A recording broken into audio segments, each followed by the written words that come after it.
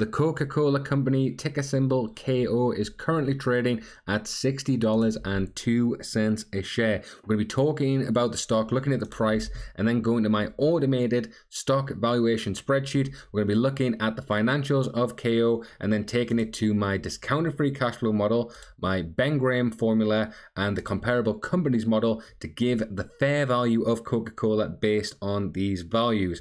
So, as I said before, let's have a look at the stock price.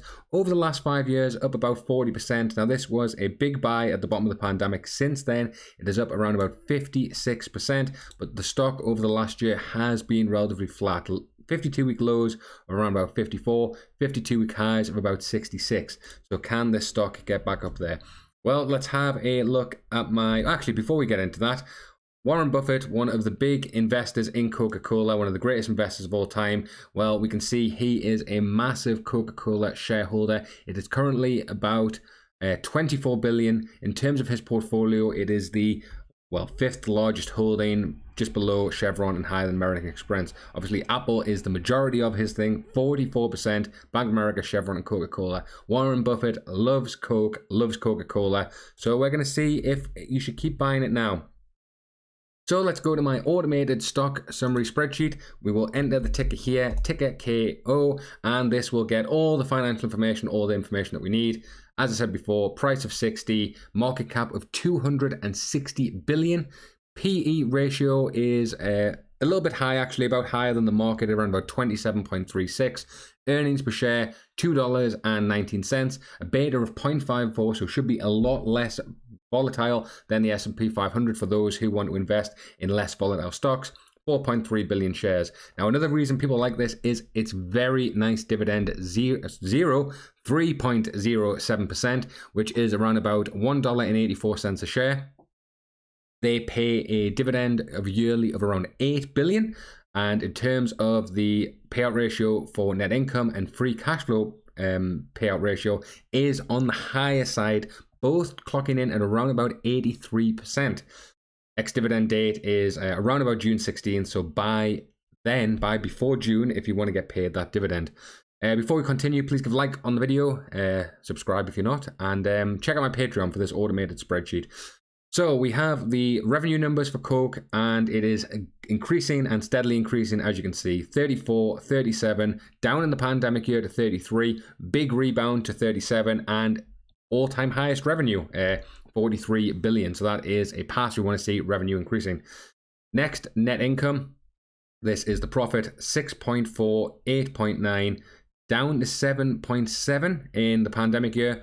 Big rebound, greatest year in terms of profit, just shy of 10 billion, but has actually slowed off a bit, 9.5. So a lot of factors could be affecting this. Profit is up massively, yes, but despite the fact that revenue has increased, profit is down.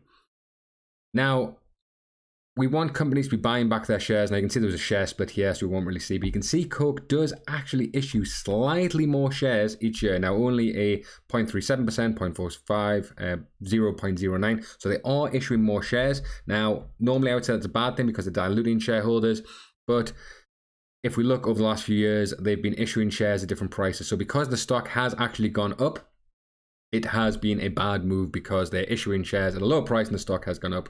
Really, they want to be buying back here and then issuing more shares in 2020. So they want to be issuing shares now and then possibly buying back on the way down. So if Coke do change their strategy, then that would affect it quite a bit. And finally, free cash flow. Why do we like free cash flow? Well, this is how the company can pay their dividends and things like that. So obviously we want good free cash flow generation. 6.3, 8.4, 7.8, 11.3 billion in 2021, and that is down to 9.5. So there are the financials. If we look, we can see the stock over the last 100 days. It was up over the last 100 days, down obviously over the last year because these are working days, 255. So now let's go to my stock valuation spreadsheet, or the discounted free cash flow model. This calculates the future free cash flows and discounts them to today's value. Now this is based on averages, and it gives a fair value of $73.11 a share. So that is a buy initially. Let's have a little deeper look at the numbers. So in terms of revenue growth, we can see that the revenue is increasing, obviously down year in the pandemic, but they have increased about 10% a year. So let's actually just have a little look at Yahoo Finance.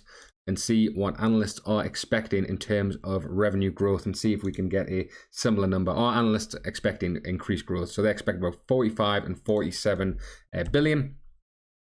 Even with these numbers, we are a little bit conservative. So let's bring that up to about 5% a year. That puts it at an $82 stock. Net income margins, I'm pretty happy with that. You can see it's always been consistently around that 22%. And then free cash flow, once again, I think that's a fair number. So I'm pretty happy with the discounted free cash flow model, returning a value or giving an intrinsic value of the stock at around $82 a share. Now we will look at the Ben Graham model for valuing growth stocks. And what this does is it takes the earnings per share, compares with a PE base of another growth company, the expected growth, and then the average yield of a AAA bond, and then the current yield. And as we've seen in all my videos currently, until the number changes, it's 4.56. Now, what do analysts say in terms of growth for Coca-Cola over the next 5 years? 6.06%, which I've actually already added here.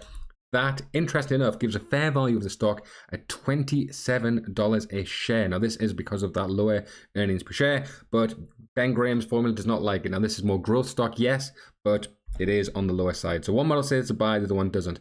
So we'll look at the comparable companies model. What this does is it's a process I use to evaluate companies using the metrics of other businesses of a similar size in the same industry. So let's have a look at some other stocks. Well, the main one I think should be Pepsi. That would be Coke's main competitor. Coca-Cola comparable companies. I suppose we will also have Keurig Dr. Pepper. I've forgotten the ticker symbol of that. That is KDP, let's guess. Keurig Dr. Pepper. Oh, very good. And then Monster. Monster? Nope, that's not how you spell Monster. Monster ticker is... Oh, I should have done this ahead of time, but you know, it is what it is. Monster's ticker is MSNT. Oh god, yeah, I should have guessed that. MNST, Monster. And as you can see here, I've just entered in these tickers live. It would have been quicker if I could remember tickers, but you can see it's brought through these values. So we look at the equity value, the debt, the enterprise value, the revenue, the EBITDA, earnings before, income, taxes, interest, taxes, depreciation, amortization, net income, and then we've got these ratios here: EV to revenue, EV to EBITDA, and PE. We want lower numbers. So if we look initially, we can see that Coke is towards the higher side of the EV to EBITDA and higher than the averages. Sorry, EV to revenue higher than the averages: 7.2, 3.4, 5.1, and 8. So it's higher than Pepsi, higher than Keurig, Dr. Pepper, and a bit lower than Monster.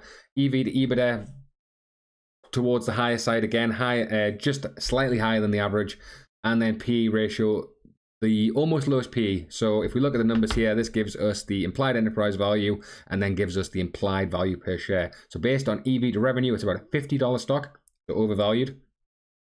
EV to EBITDA, once again, overvalued at 53. But in terms of PE ratio, because of these higher ones, it is actually a $74 stock, which gives us an average of $59.93 a share. Well, what I'm going to do actually is, because Coke and Pepsi are their direct competitors, we compare them directly.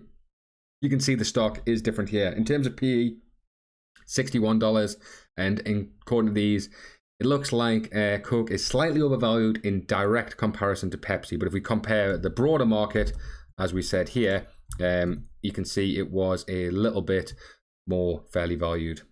Right, guys, thanks for watching. Please give a like on the video if you enjoyed it. Subscribe if you're not already. Check my Patreon, and I'll catch you guys next time.